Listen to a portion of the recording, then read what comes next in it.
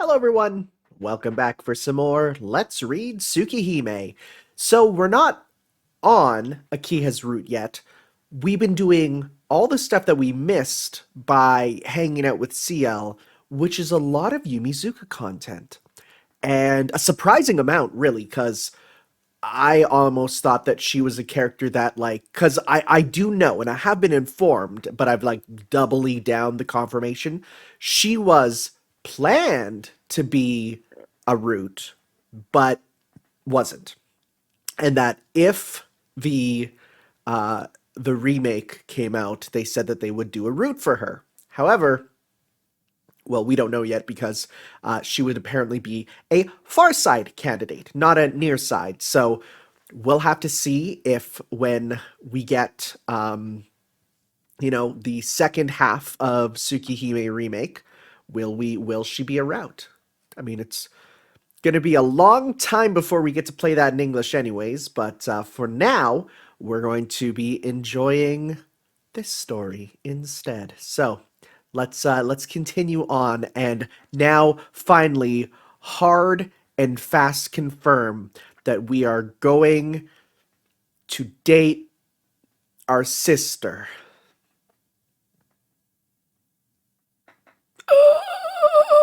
Okay, let's go. Well, left by myself, I lie on my bed. The house from 8 years ago. My blood relative from 8 years ago. He doesn't know yet that she's not. It feels like they belong to someone else. Ha. I wonder what's going to happen to me now. Grumbling to no one in particular, I fall asleep.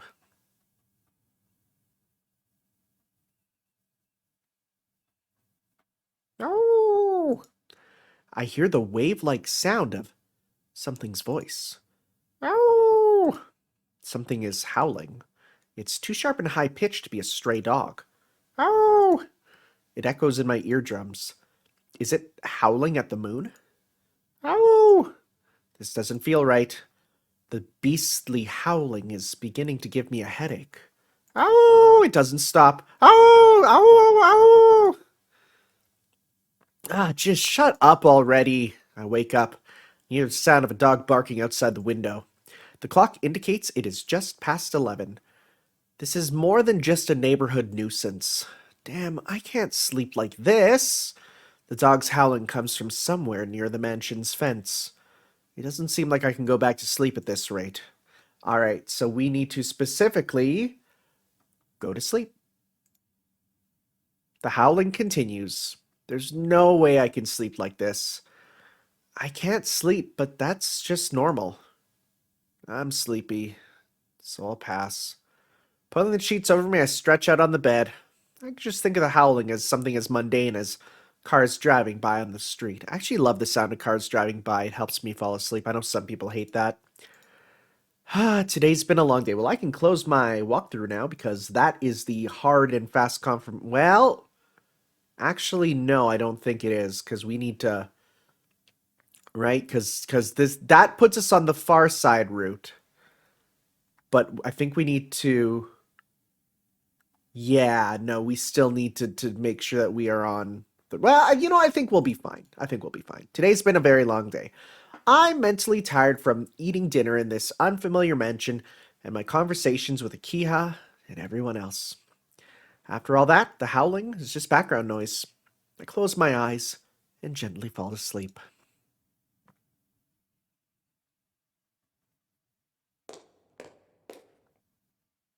That was a noise. I think I just heard something. Half awake, I look at the clock. It's just past 2. What a bad. Honestly, between like 1 to 4 in the morning, it's like that's the worst time because you're like, who cares? You're not going to sleep enough if you fall asleep now.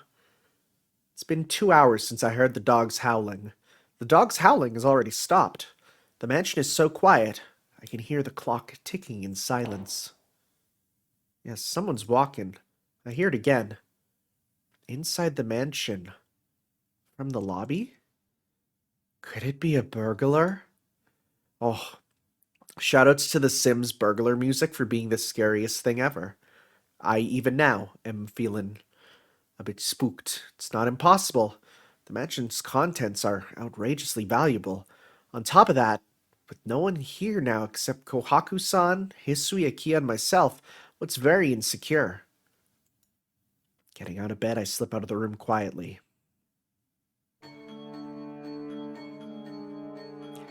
If it's a burglar, Akiha and everyone will be in danger, so I can't let this one go. This is new music. I'll just look down from the second floor into the lobby. That should be enough. There's nothing wrong there. No, someone is there. The figure that enters from the The figure that enters from the entrance and crosses the lobby with wobbling, uncertain steps is... Akiha? She's not going to her room on the second floor, but to the first floor of the west wing. The only things there are Kohaku-san's room and, well, my old man's room. What's she doing at this time of night? I can murmur all I want, but I won't be getting any answers. After gazing at the lobby for a while, I decide to return to my room. Oh, you're not going to pry? Okay. Well, she probably had something to do or went to see Kohaku-san. Just opens the door, just imagine like Akiya, she like opens the door, just like, Kohaku-san, I flew up. God, those memories. The memories of like the shameful at-night walk to tell a parent that you threw up. It's the worst. I feel bad about sneaking around and watching her, and I don't want to just ask her about everything she does. Sleep. There's school tomorrow. I burn myself in bed and close my eyes. As I fall asleep, my thoughts keep returning over and over to Akia's hollow-eyed, sure, figure in the lobby, and how something seemed wrong. Inversion Impulse the 2nd. October 2nd, 22nd, Friday. Back then, the whole mansion was like a giant playground. The garden, a deep forest, the house, a tall castle. We played in our own little world, which would take days to explore. Every day was fun. No one thought about ever growing up, and we believed that days and nights would always be the same. It was just a childhood spent playing like puppies. We got along wonderfully, and were the best of playmates. I like this mix. Whenever I turned back, Akiya would be there, waving her hands and hiding shyly. Yes, always the same. Back then the whole mansion was like a giant playground. The garden, a deep forest, the house, a tall castle. We played in our own little world, which... Getting a little bit of deja vu there. Should take days to explore. Good morning. I hear an unfamiliar voice. The dream disappears, and all that remains is the feeling of my languid, waking body. It is morning. Time to wake up, Shiki-sama. An unfamiliar voice greets me. Stop calling me Shiki-sama already. I told you yesterday it sends chills down my back. I wake up. Hisui stands far from the bed like a statue. Where am I? Good morning, Shiki-sama. A girl in maid uniform bows. Yeah, I came home, right. I push myself up and look around the room. Good morning, Hisui. Thanks for coming to wake me up. There's no need to thank me. It is my duty to come and wake you, Shiki-sama. Hisui answers indifferently, completely expressionless. Really? Okay then. Even in an unfavorable light, I think Hisui's features are beautiful. It should be wonderful for such a girl to wake me up every morning, but as Hisui never smiles, I don't feel all that happy about it. What a shame. If Hisui only had half of Kohaku's brightness, she really would be cute. Although some people like this. It has its charm. Do you need something? Realizing I am looking at her, Hisui stares straight back at me. No, nothing at all. Waking up with you there makes me feel like I'm really at the Tono Mansion. Now then, getting off the bed, I stretch out both arms. Shiki-sama, there is no time. From the mansion to your school is a 30-minute trip. This leaves only 20 minutes for breakfast. It's already 7 o'clock! I gasp in amazement after looking at the clock. My repeated awakenings last night must have messed up my sleep pattern. Your uniform is folded and awaits you over there. Please come to the sitting room after you have changed. Damn it, if you're gonna wake me up earlier. Muttering selfishly to myself, I reach for the uniform. It's folded neatly, and the shirt has even been ironed. Alright, be real with me. Does anyone here iron their shirts? Like, I had it, like, pounded into me as a kid, where it's like, when you're an adult, you need to iron your shirt every single day. It needs to be ready. And, like, I'm gonna be real. As an adult now, I, like, never iron my shirts. I think ironing is the most annoying thing ever. I hate ironing. If I could never iron, I'd be happy. I literally buy clothes that are marked as non-iron just because I hate ironing. But at the same time, I also think about, I legitimately don't know who irons their clothing anymore, aside from, like, actual boomers. But, you know, that's just how it is. I'm scratching behind my neck. That's actually me doing that. Don't worry about it. Sometimes I got itches. Passing my wrists through the sleeves feel good. It's that fresh, brand new feeling. I mean, I wouldn't turn down a ironed shirt from someone else, but I just myself hate ironing. Akiha and Kohaku-san are relaxing in the sitting room. Akiha is wearing the uniform of the Asagami Ladies Academy, a famous school for young girls. Asagami. Wait a second. As in Fujino Asagami? It's probably just a reference. Right?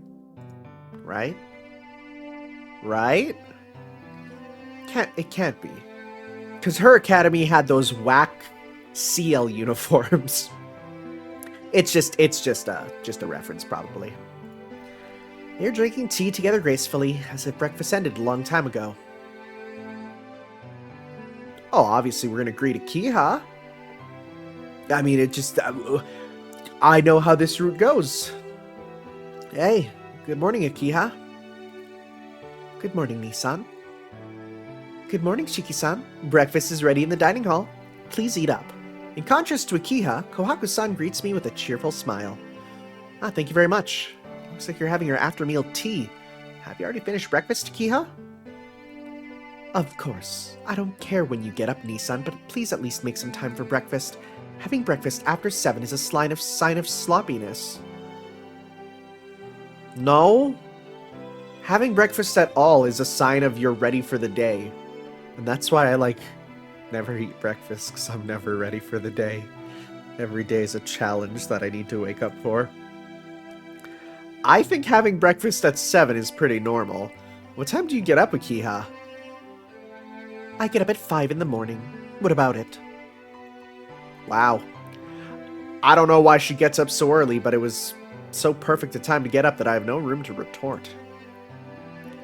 Besides, your school is 30 minutes from here on foot, isn't it? Please don't be late to a school that's so close by. It'd be an embarrassment. Yeah. Akiha's words are filled with thorns that stab me. But it's the truth, there's no opening for a counter-argument. Akiha-sama, it's almost time to leave. Is that alright? Is this alright? I know. Sheesh, don't be so worried over stuff like this on the first day. Muttering some complaints, Akiha stands up. Well, I must say goodbye. Nissan, you should apply yourself to your studies today. Akiha leaves the sitting room. Kawaku-san follows, seeing her off. Apply myself to my studies.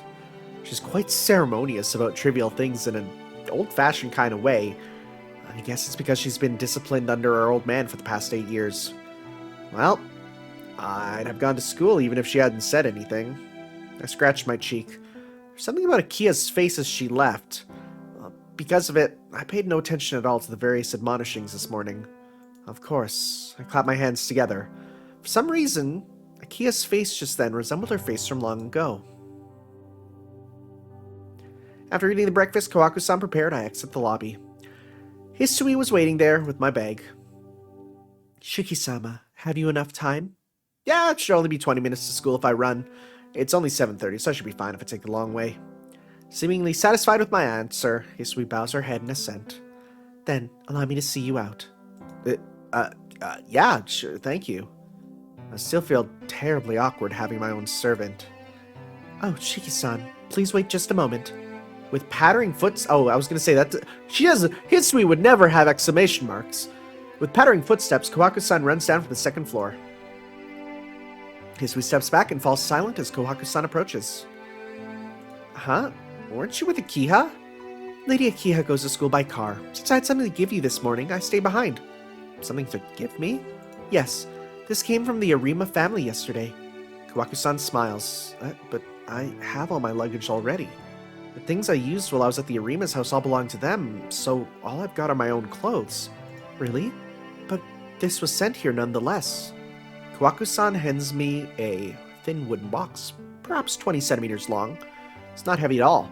Kohaku-san, I've never seen this before. Well, apparently it was left to you by your departed father. It was to be given to you in the will. By my old man? Yeah, That hasn't really been explained. But then again, the knife isn't anything special. It's his eyes that let him do all this stuff. The knife itself is just a nice knife. I can't feel anything about that. What's the old man who expelled me from this mansion 8 years ago doing leaving me things? Oh well. Kohaku-san, please take it to my room for me. That's a face. Kohaku-san is staring intently at the wooden box. She seems almost like a child who wants a toy. Gee. Nope, she is a child. I get it. You want to know what's inside, right? Oh, no, not at all. I merely wondered for a moment. Like I said, you do wonder what's inside. Alright, let's open it. 1, 2, 3. With a dry sound, the wooden box opens. Inside there is a 10-centimeter bar of thin iron. It's an iron bar. Undecorated and worn, it has finger marks all over it. The old man must have really hated me to leave me a piece of junk like this. No, Shiki-san, it's a fruit knife. Kohaku-san takes the iron bar out of the box. See, isn't this one of those folding knives? 1, 2, 3. With the sound of sliding metal, a 10-centimeter blade pops out from the bar. Well, I see. It certainly is a knife. It's old, but it seems pretty solid. The year and era it was made in is written on the back. Kohaku-san replaced the blade and hands over the knife. Certainly, there is a number written on the grip. The character 7, and under it, the character Knight. 7 Knight. Huh. Nei-san, there is no era by that name. It says Nanatsu Yoru. Ah, I turn around in surprise. Oh, Hisui, who has been silent until now, was looking at the knife over my shoulders. You surprised me, Hisui. You should have said something. You don't have to look over my shoulder like that, you know. If you want to see it, I'll show it to you. Ah, Hisui's cheeks become faintly red. Please excuse me. That knife was so beautiful I could not help myself. Beautiful? You really think it's beautiful? Looks kind of beat up to me. Not at all. The tempering of the blade is masterful. I think it is a knife with its own proper history. Really? It looks to me like a piece of junk. She's one of those, like, people who like antiques. It's like, there's people who like antiques and you look at them and you're like, it just looks like old junk to me. But they're like, no, look at the antique. There's so much to it. It's like, it's old furniture. It means nothing to me. But since Hisui seems so convinced, I begin to feel the same way. In its own way, I guess it's not a bad inheritance. 7 Knights? Well, maybe that's the name of this fruit knife. Maybe. Though I can't imagine him naming a knife like that. Whatever the case may be, it's obvious it's an antique. Well, in any case, I believe in taking what's given to me. I replace the blade and put the knife in my trouser pocket. This game takes place in a different era, where taking a knife in your pocket to school, that's fine. Whatever. What's gonna happen? Nothing. It's fine. It's very different nowadays, especially in Japan, where knife-related problems are a lot worse than gun-related problems. Shiki-sama, have you enough time? I have to get going. Well, Kohaku-san, thanks for the delivery. Kohaku-san smiles and waves me off.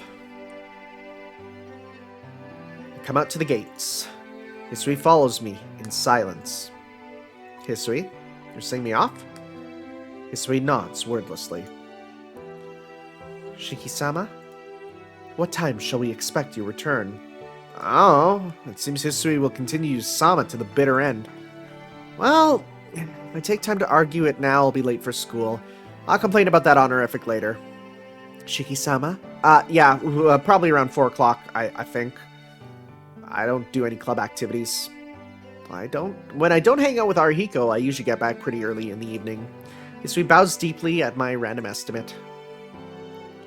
I understand. Please take care on the way. I'm not sure what to take care of, but she's probably just worried about my health.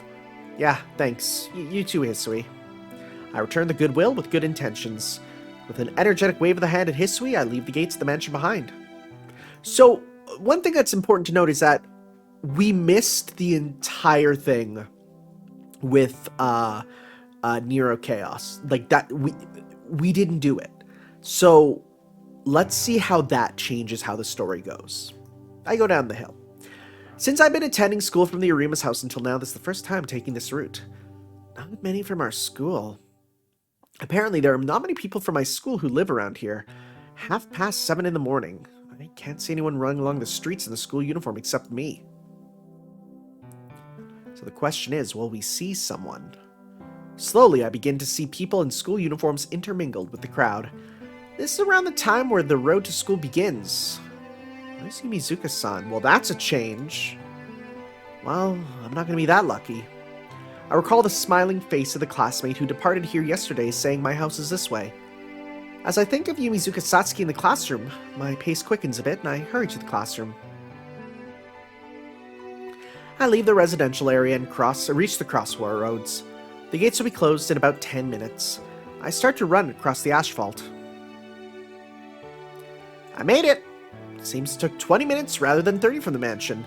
I'll need to leave around 7 if I want to go slowly since I ran several times on the way. Huh? When I get to the classroom, I notice the air is buzzing. Although the classroom in the morning is always noisy, there's something different about the noise today. I walk to my desk by the window. Arihiko is waiting there sullenly. Arihiko, did something happen? Dunno. It's nothing big. There's a rumor that someone in the class ran away from home. Oh, that's what all the fuss is about then. I sit down at my desk with a sigh. What do you mean nothing big? Who ran away? Who? Should I know? But we'll know when homeroom starts. Whoever's seat is vacant, well, they must be the one who ran away from home. Ah, that's true. It's true, but Arihiko's attitude seems a little dry. If one of our classmates has actually run away from home, I think it's a bit too much to just ignore it as it's someone else's problem. Arihiko, aren't you being insensitive? One of our classmates ran from home. Aren't you worried? Eh? You're the only one who's seriously worried, dumbass. Everyone's talking about it because it's just an interesting thing to talk about. It's not as if you or I had run away from home, so there's no need to worry, is there? I remember. This guy's cold like that to everyone except his friends. Though, I guess I am a bit worried. Run away from home at a time like this, well, they'd have to be really brave or really... Oh, right, because of the murders. A time like this? What kind of time is it? I told you yesterday, Tono. There's a serial killer going around in the streets right now. I don't know who ran away from home, but they'd have no excuse if they got attacked by him while living on the streets. It can't be. There's no way that happened. Tono, you should watch TV more. There's been 8 victims already, and he doesn't discriminate. You better think again if you think you're safe. The town's empty at night nowadays. The only people who go out are drunkards and policemen, which is why it's so boring. Arihiko's voice is very serious. Hearing it, I begin to feel uneasy. Oh, Kunifuji's here. It's homeroom at last. Arihiko returns to his seat. After a while, everyone is seated. Only one seat is empty. There's no mistaking it. The desk of Yumizuka Satsuki is empty. Oh. Well, my house is this way. Bye-bye. See you at school tomorrow.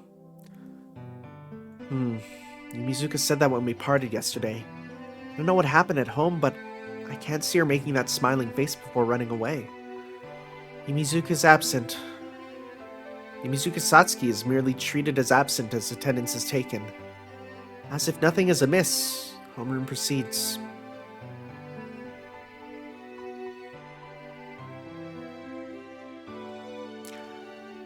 Huh.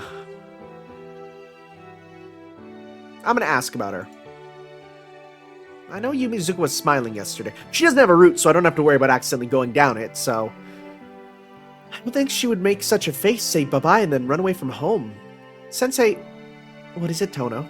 Oh, sorry. Well, I forgot that in my playthrough right here, Sensei is voiced by... Patrick Warburton. What is it, Dodo? A question? Yes. Is it true that a student in our class has run away from home? Instantly, the air in the classroom solidifies. Wait! It is a dude! It's not the chick. It might be a different teacher then. Because I know, again, like, actual new artwork came out of the teacher, the homeroom teacher, so this must be a different teacher then. But, like, we actually have artwork of the teacher, along with a mysterious character named Mario. Mario confirmed for Tsukihime? Tsukihime confirmed for Smash? Could you imagine? Could you imagine? That'd be kind of insane. I just got a text message saying 5 GB monthly bonus for 24 months. I'm literally moving. He frowns, then with a difficult expression bows his head in assent. Yes, it's what we've heard from Yumizuka Satsuki's parents. Yumizuka didn't come home last night, but we've been searching, and I'm sure they've already found her. Saying so, he departs. The classroom becomes noisy again. I have a bad feeling about this. It's really heavy. A terrible feeling as if my body is tied down to this chair. I still feel down, even when lunchtime arrives. While the news of Yumizuka Satsuki running away from home was shocking, it seems it wasn't a topic that could last forever. The classroom is just like always. It seems like I'm the only one troubled by our absent classmate. Soda, let's go get lunch. That's okay. I don't really feel like it. Guess it can't be helped. Don't get troubled with other people's problems too much. Other people's problems, huh? Our ego's words are too close to the truth. Huh? You're not with Inui-kun today?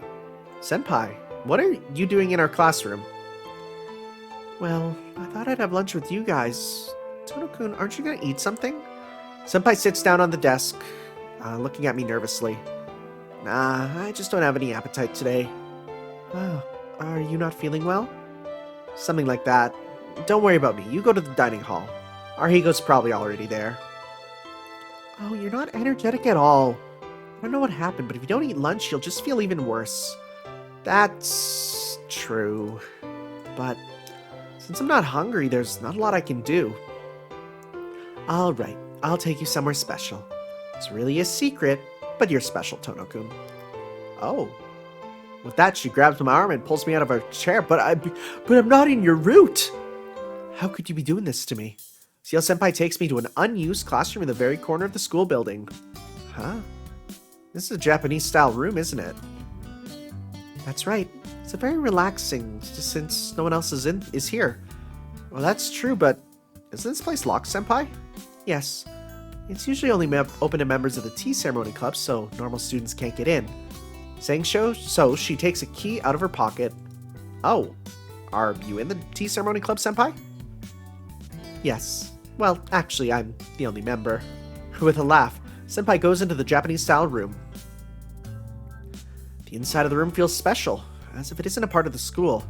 The sensation of the tatami and the sunlight through the window feels very relaxing. As I said earlier, I'm the only member of the tea club. Thanks to that, I can use this place freely during lunchtime and after class. Here. Laughing, Senpai lays out cushions. I'll make some tea now, so please wait right there, Tono-kun. Senpai heads towards the sink to prepare the tea. There's no point in standing up, so I do as I'm told and sit down on the cushion. Perhaps it was the magic of the Japanese-style room. The chaotic maelstrom that had been raging in my chest calms down, and now I can finally begin to think calmly about what happened with Yumizuka. Thanks for waiting. Here you are. Now let's have some lunch. Actually, I have some things to ask you, so it's just as well we're having lunch here. Have something to talk to me about? Puzzled, I drink the tea I'm offered. As I'm in the Japanese-style room, my posture reflexively straightened and my mind has become tranquil. Although I have no connection to it, the Arima family heads a tea ceremony school.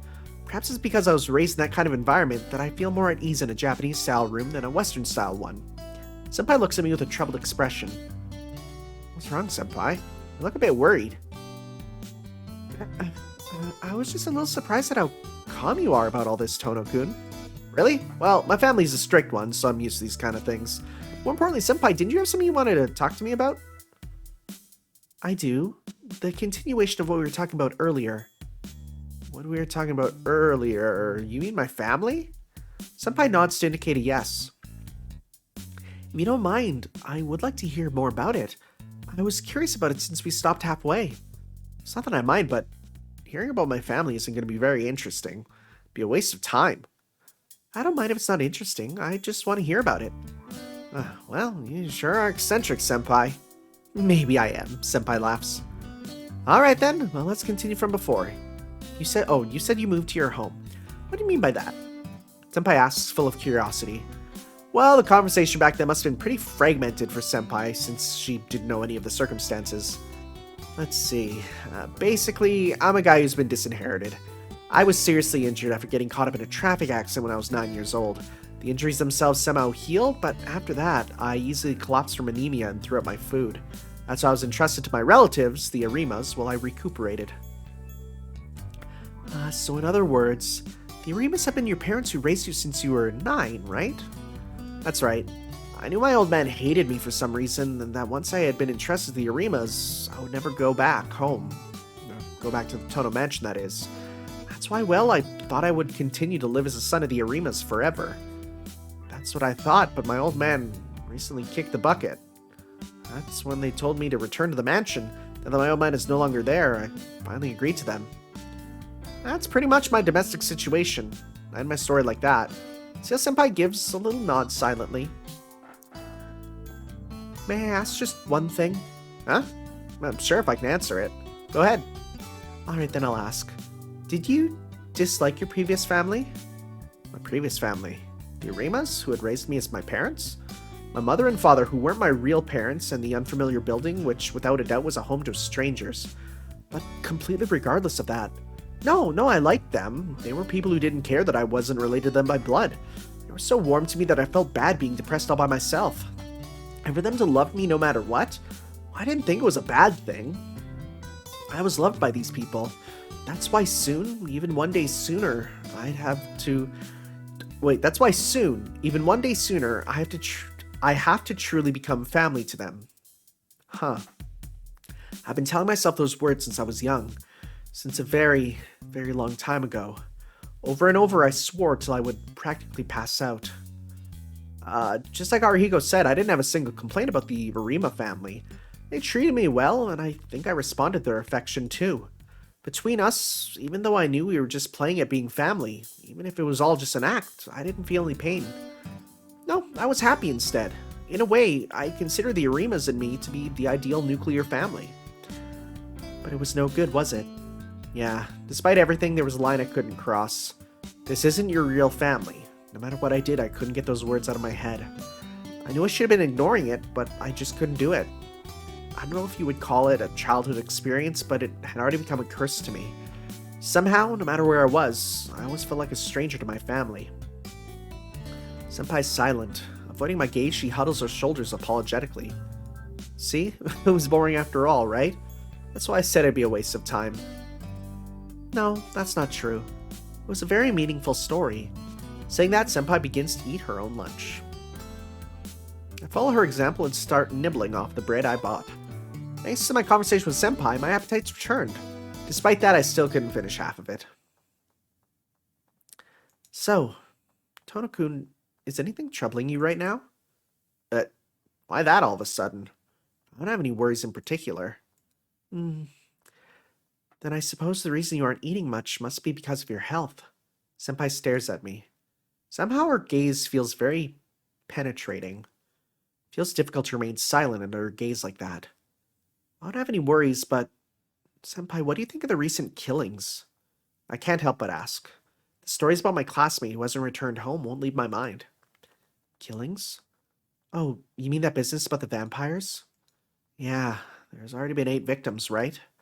I just haven't caught the news lately, so I'm not too sure about this subject. Do you know anything, Senpai? Well, I know as much as anyone else does, but no, not the details. It's just that the word vampire sends chills down my spine. Ah, you mean how it seems like the victims had their blood drained? Strange, isn't it? I wonder what it could mean. Who knows? It's impossible to know how such people think. But I wonder why they've nicknamed him the vampire. What an odd question. Well, isn't it because the blood was drained from their bodies? Only be natural to call them vampires, wouldn't it? Do you know the folklore about vampires, Tono-kun? Suddenly breaking into a smile, Senpai asks an even stranger question. Did you hear that? Hold up.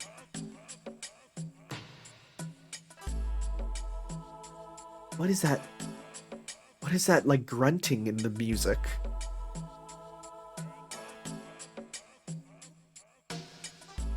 Sure. Alright. Throw in my man Dulong in the music, you know. Just why not? Throw him in. Put him in every song. Anyways, vampire folklore. You mean how people have their blood sucked by vampires become vampires themselves? Yes. If that was true, there shouldn't be any bodies left, right? Supposing some vampire was the killer, there'd be no bodies, Tono-kun. I see. Well, that's true, but it's just a nickname, isn't it? Do you really believe in vampires, Senpai? Not at all. After all, the fact that the bodies are there show it's not a vampire, right? Smiling, Senpai gives a reply that's slightly off from the point. But couldn't you also think of it this way? Maybe the victims whose bodies have been found died because they couldn't become vampires. Perhaps there are those who can be turned and those who can't. The people who become vampires won't have their corpses found even if they were attacked by vampires. Because even now, they're still alive. They're somewhere. But those who can't become vampires just die, so their bodies wind up being found. Well, that's, Senpai's still smiling. I know it's only a joke, but I'm having difficulty laughing it off. Oh, I'm just joking. It'd be like some kind of horror story if that were really true. I don't like scary stories, so please don't ask me things like that. What? It looked to me like you were really getting into it though, Senpai. Yes, I don't like scary stories, but I do like scaring you, Tono-kun. Did I do something to make her bear a grudge against me?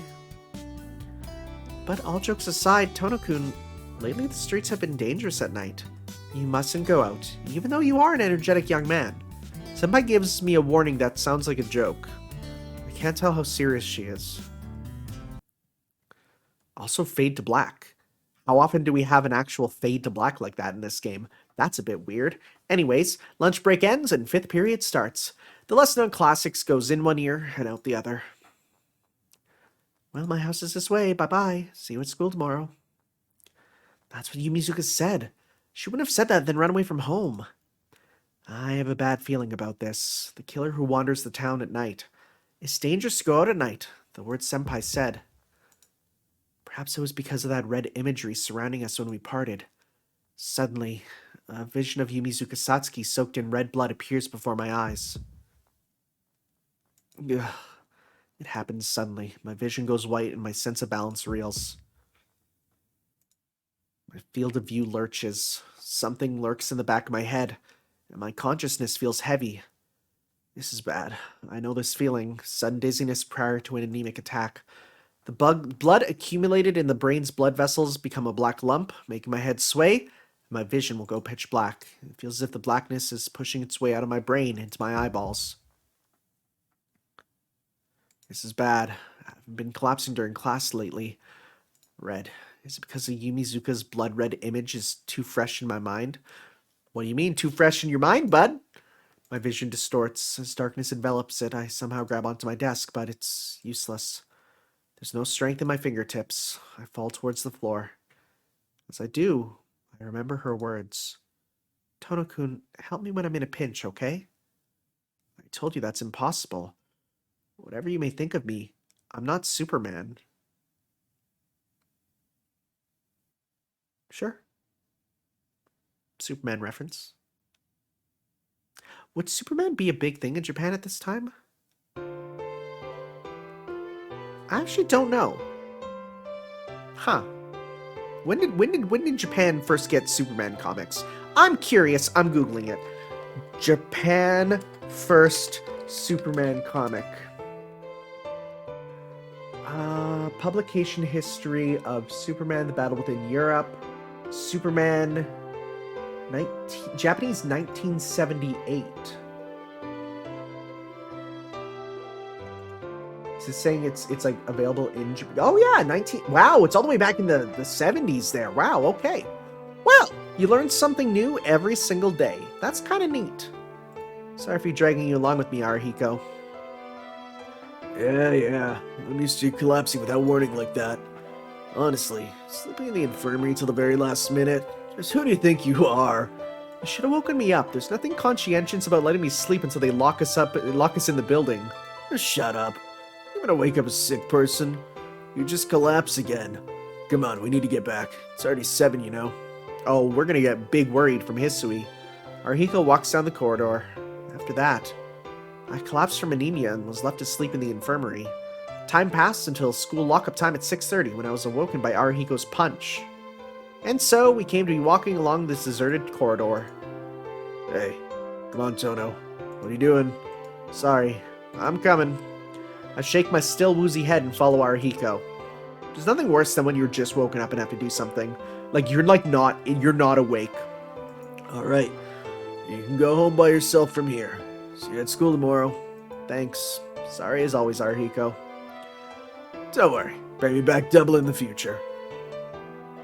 Arihiko's answer isn't exactly in proper Japanese. Smiling wryly to myself, I decide to head back to my own house. I reach the intersection. It's still 7 in the evening, but there's no one around. I guess it's because of the killer few people go out at night. The only figure I can see now is the back of a woman far away. Oh, is that who I think it's gonna be? Oh boy, it's happening. A blonde. The distant woman seems to be a foreigner. Even from far away, I can see her golden hair rippling as she walks. Buddy? Buddy, are you gonna be better in this timeline? It draws my eyes after her. Even though I can only see her from behind, I can tell she's beautiful. Uh-oh. Suddenly, my heart pounds loudly. My throat becomes inexplicably dry and parched. I break out in a cold sweat. Ugh, my head aches. It's not like the anemia earlier. Rather than fading, my consciousness becomes sharper. I gasp. That back, watching that woman's golden hair. My head hurts terribly. My thoughts feel like they're melting into a haze. I will follow behind her and then what am I going to do after that? The woman disappears into a group of apartments in the shopping district. I have to follow. I don't know why, but I think that. My legs move towards the apartments, but before that... Oh, that's going to change things up quite a bit. Only for an instant, out of the corner of my eye, I see the figure of Yumizuka Satsuki. Yumizuka-san? My head becomes clear. Oh, wow! Wow, Yumizuka's very important if she's going to make us not kill... Oh my god, this is going to ripple effect into some big changes. Yumizuka, it was only for an instant, but without a doubt, that was Yumizuka. Was she going towards town? What's she doing out at a time like this? I was so mad, I didn't care if she disappeared or if she ran away from home. It was too dangerous for a girl to walk around town at night alone. Yumizuka walks through the crowded town. She's so far away, I'm not certain. But even if I've mistaken her, I decide to run after her and tell her to stop. Wait, Yumizuka-san! I shout, chasing after her. Yumizuka glances back at me, as if she heard my voice. That face... There's no confusing it. The girl walking ahead of me is unmistakably Yumizuka Satsuki, and the expression on her face wasn't frightening. But I felt a chill run through my spine. My heart beats quickly. The back of my head becomes heavy and my throat burns. An ache assaults my head, just as it did with that blonde woman earlier. What is this? It's weird. Oh no, wait, are we going to be killing her instead? Oh no. The inside of my body is burning. I feel dizzy as if I'm in the grip of a terrible fever. In that moment, Yumizuka begins to walk again. Wait, Yumizuka-san. I call out to her running. Yumizuka walks on, not turning. Can't you hear me, Yumizuka? I urge my hot body onwards, but no matter how much I try, I can't catch her. No matter how fast I run, I can't catch up to her even as she walks. Something is strange. I know that, but I can't tell what it is. Right now, all I can do is follow Yumizuka Satsuki. And then, I lose sight of her. Yumizuka Satsuki, whom I had been chasing without success, is nowhere to be seen. Shit, what the hell's going on? I stop catching my breath. My chest heaves deeply. But I haven't realized it until now. I must have been running for a long time. What time is it? Resting my hands on my knee, I glance up at the nearby store window. It's already midnight. Well, it can't be. I couldn't have been running for that long. It's hard to believe, but the clock is correct. Looking around, most of the shopping district is closed. I should go back. Even though I'm worried about Yumizuka, I feel like I won't be able to find her anymore. I chased her for almost 4 hours, calling her name all this time, but she did not even respond. What was she thinking? With a big sigh, I decide to head back to the mansion. There is no one around.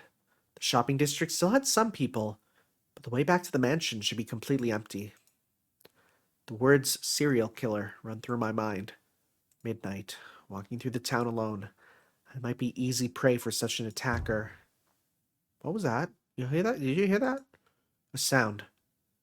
Somewhere behind a building there's a sound. I think it's the sound of someone falling?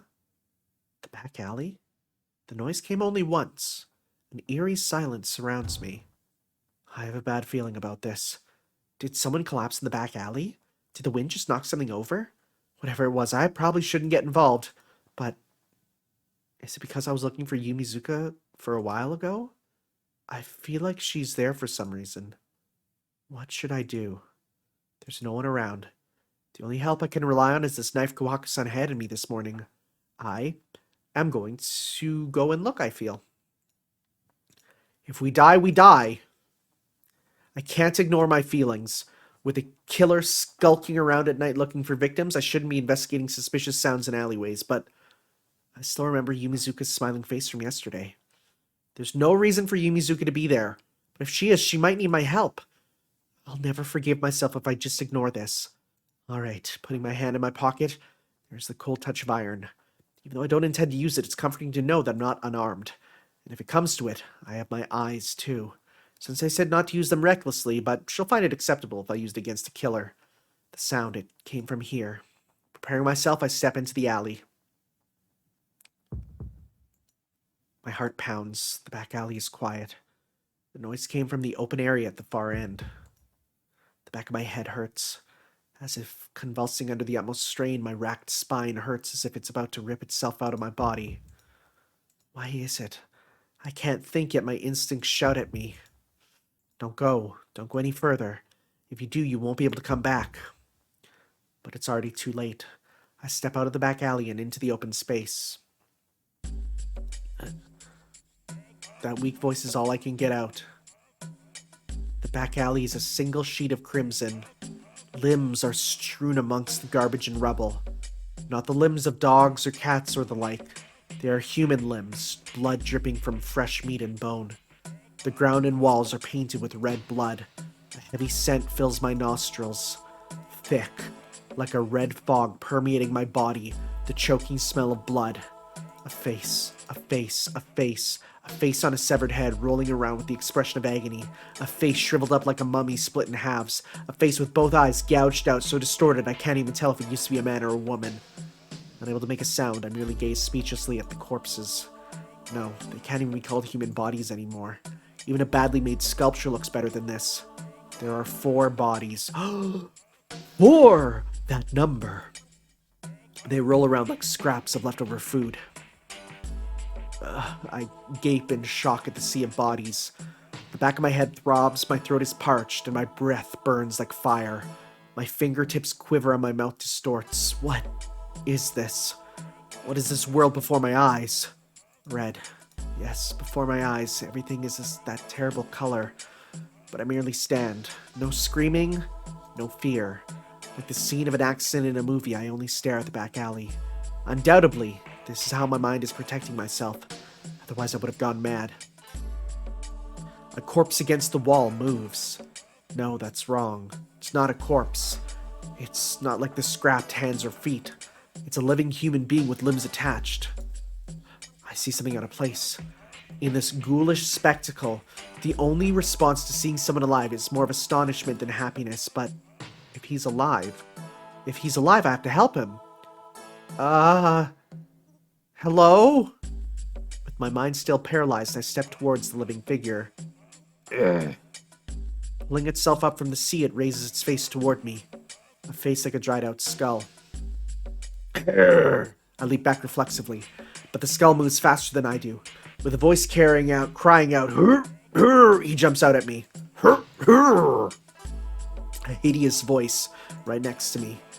Looking down, there is a large hole in the skull's throat, preventing him from speaking correctly. The dried up face, the dried up arm reaching for me. In the throat of this bag of bones, vocal cords vibrate in accord with this ghastly voice. Brrr! Desperately, I try to tear him off of me, but he merely raises that ghastly voice and will not get off. Rip. Its fingers pierce my shoulder. My body arcs from pain. The fingers were like a sharp needle. It shreds my skin mercilessly, scooping out nerves and flesh as it goes. The pain is so great that I can say nothing else. Though I try to tear him off me screaming, he is too strong. Whatever I do, he does not move. With a creak, the skull's jaw opens.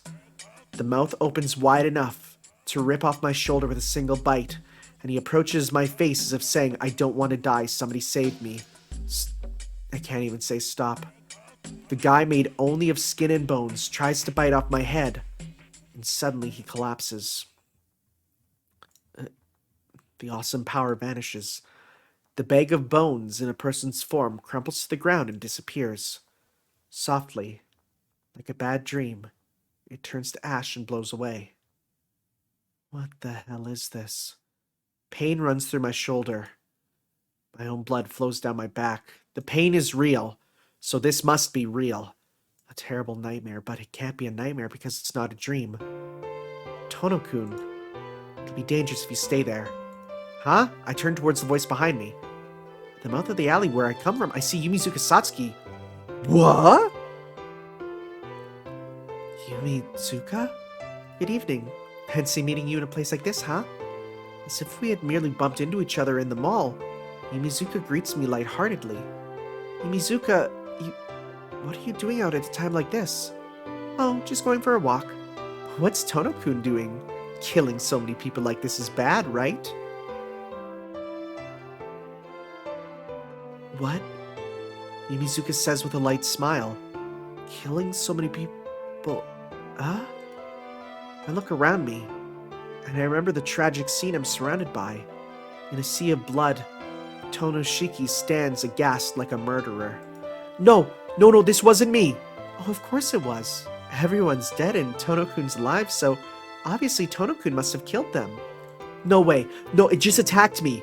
I pointed at the monster that attacked me moments ago, but nothing's there. Even the ashes of the bones have been blown away by the wind.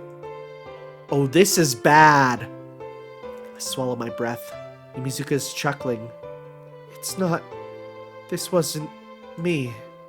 My head is paralyzed and can only manage broken language. I understand. I can think clearly, but I can't put my thoughts into words.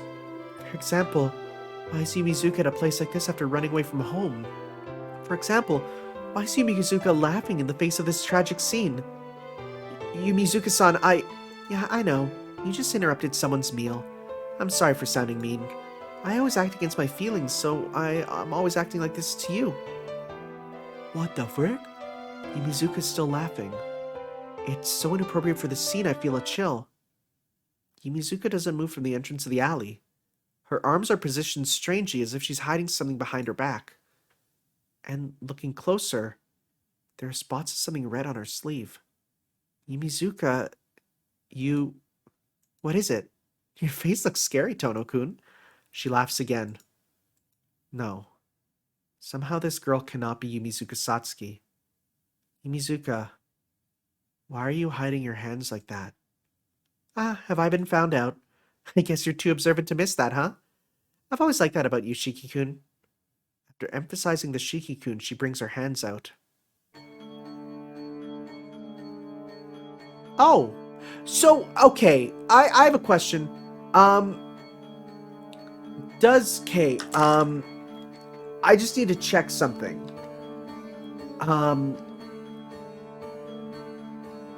Because does she normally have red eyes? I'm trying to remember. I did post an image, and I remember of her. And let's see here. Did I post an image of her? Let's see. I think I did, but I can't. Well, I put it on my Twitter. Did she have red eyes always? Part of me is thinking that she actually didn't. So let me take a look. I mean, I'm scrolling very slowly, but I'm going through my feed here. No. She had... I mean, they could be seen as red, but they were just, like, brown. That's unmistakably red eyes now. And when I saw her earlier, my brain went, huh, did she always have red eyes like that? And the answer is now no. Anyways, both her hands are dyed crimson. Not yet dry, the blood drips off them in red droplets, and proudly, Yumizuka Satsuki is smiling. Yumizuka, your hands. Yeah, I killed those people. Huh? Oh, but it's okay. I didn't kill them because I hated them. I just needed their blood to live, so I had to kill them. Don't tell me you're also a vampire. Like, for real. How come everyone's a damn vampire in this town? What is this? I don't really understand what Yumizuka is saying. You really killed them, Yumizuka? You wouldn't believe me even if I told you it's a lie, right? Or do you think it's impossible for a girl like me to do such a thing? Her voice laughs softly. I don't believe her. I don't believe her, but she's definitely not telling a lie. This tragic scene, it's all Yumizuka's doing. Why, it's such a terrible thing. It's not terrible. Like I said, I didn't kill them because I hated them. There's nothing wrong with killing others in order to live, is there, Shiki-kun? What? That's absurd! Killing is wrong! No, it's not. But I did do one bad thing. Since today was my first time drinking blood, I let a little of my blood get back into them. Because of that, you got attacked, Shiki-kun. I'm sorry for getting you involved, but we're lucky. It died without being able to finish changing. What are you talking about, Yumizuka? It's okay if you don't understand right now. I don't really understand myself, so I can't explain it very well. But I think after a few days, I can become like Shiki-kun. Like Shiki-kun, become a great... As she says this, her face distorts in pain. Rasps of agony echo from her throat. Yumizuka chokes up blood. It hurts. I guess even if I'm hungry, I shouldn't just drink blood at random. If it's not good quality, beautiful blood, it won't agree with me. She breaks out in a fit of coughing. She chokes out blood with every cough. Oh boy, Yumizuka's body convulses. I don't really understand. All I know is Yumizuka's in terrible pain. That's all I can clearly understand. Hey, are you okay, Yumizuka? I run towards her to take her hand. No, don't come any closer, Shiki-kun. But Yumizuka's voice stops me. You mustn't. I'm not entirely okay, Shiki-kun. She speaks painfully, still vomiting red blood. Yumizuka, I don't understand. Why Yumizuka's in pain or why she's like this. What the hell is going on? You said you killed those people, but it's a lie, right, Yumizuka?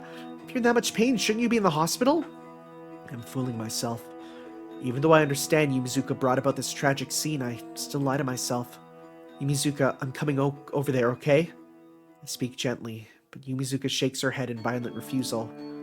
Why? If you're in pain, we have to get you to a hospital right away. Shiki-kun, you're not getting it. You really never understand anything. Idiot, I told you before, I don't understand. Yeah, you did, didn't you? But you're still here. Yumizuka begins to pull away. It hurts, Shiki-kun. She breathes raggedly, coughing up red blood. It hurts, it's cold, and I'm scared. I really want your help right now, Shiki-kun. But it's too early. Saying that, Yumizuka straightens up again. Wait for me, okay? I'll go become a great vampire, and then I'll come back and see you. Wait, Yumizuka! What the hell? Yumizuka's gone. Even as I start to run, Yumizuka is long gone. Her speed is inhuman like that of a wild beast. Yumizuka, you... What happened to you, really? Ugh. My injured shoulder throbs. When I look back, the open space where all the limbs were scattered only left red blood. The faces, the organs, the hands and feet, they're all turned to ashes, like the skull did before. Shit. Angrily, I strike the wall. What the hell's going on? I bellow pointlessly, and the alley echoes my voice.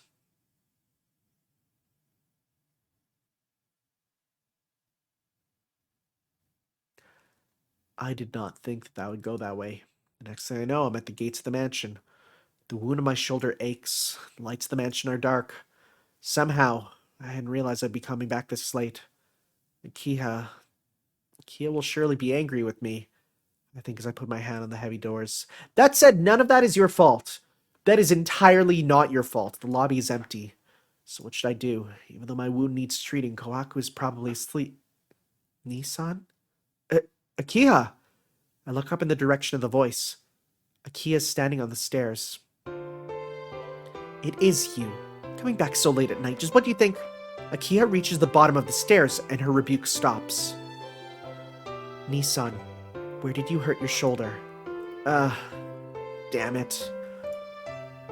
I'd wanted to hide the wound, but it's too late now. No, this is... Never mind. Hold still. Is it only your shoulder? Yeah, but how do you know? I can tell with all the blood on your clothes. I'll hear about it later, but right now we'll treat it. Please forgive me, Nissan. Saying so, Akiha touches my shoulder. My body jumps at only the slight touch of Akiha's finger. It appears the wound is deeper than I thought. I'm sorry, did it hurt, Nissan? No, I'd like to say I'm okay, but I guess I'm not. Even a touch is really painful. I see. If it's this deep, I think it's too much for Kohaku. I'll treat it, so please go into the sitting room. You're better than her? Akiha walks upstairs. I turn on the sitting room lights and sit on the sofa.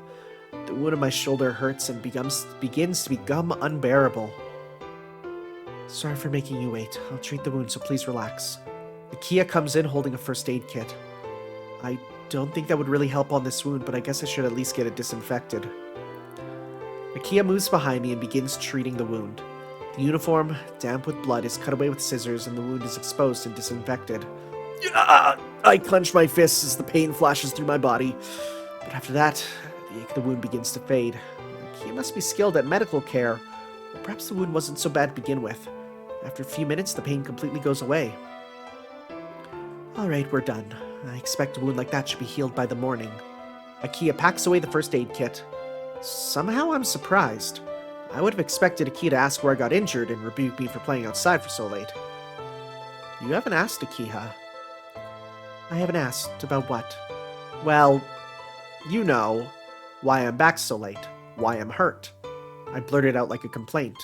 After what happened to Yumizuka, I'm exhausted. Because I'm tired, I said such a thing. Nissan, I think I know the right order for things. Right now, the priority is to tend to your injury. I see. Well, of course, I see. Oh, what kind of person did you think I was, Nissan? I'm not about to yell at someone who's hurt. You're doing it right now, but you're right. I'm sorry. Thank you for everything. But even though you treated it, You're going to say you can't explain the situation, right? I don't want to listen to your excuses, but today is special. If you do not wish to talk about it, I won't inquire either. Is that okay? I came back so late at night. Certainly. I am curious about what might have happened to you, but I can trust you, and I have enough trust to believe you weren't doing something too dangerous. And I can't force someone to talk when they look like that. Akia looks away shyly. Look like that? Is my expression that bad right now? I'll listen when you've recovered, Nissan. If you rest overnight, your health should improve. Feeling awkward, I look away from Akiha. I'm glad she won't listen to me until I'm better, but I feel like I won't be able to talk about it even in the morning. In the end, I can't tell Akiha anything. I feel too guilty to even look at her face. Akiha, Oh, please don't keep making that face. I told you, I'll make an exception for today, so go back to your room and rest, alright? I bet it's something you can't talk to me about anyway. Well, yep, you got it. Having read my expression perfectly, Akiha turns and goes out to the lobby. I only sit on the sofa and watch her leave. Suddenly I wonder, was Akiha waiting for my return? Is that how she appeared in the lobby so quickly? Akiha... What is it, Nissan? Thank you for treating me. I'm sorry for making you worry. Suddenly, Akiha stops walking, and then she turns away. I wasn't worried about you, Nissan. That much energy for flattery should concentrate on taking care of yourself. That's a tsundere. With a crash, she slams the door behind her. Oh god, that is a grade A tsundere. I really don't understand her, but I do understand she was worried about me. Seems like I wasn't doing something too dangerous, huh? Akiha seems to believe me since she said that, but really, it was a frighteningly dangerous scene. The bodies scattered in the back alley, the figure of Yumizuka, and stained red with blood. Ugh. A chill runs through me, just at that memory. I stand up, taking care of my wound, and return to my room. I change clothes and fall into the bed, but if I close my eyes, I'll see the scene in the back alley. I killed all those people.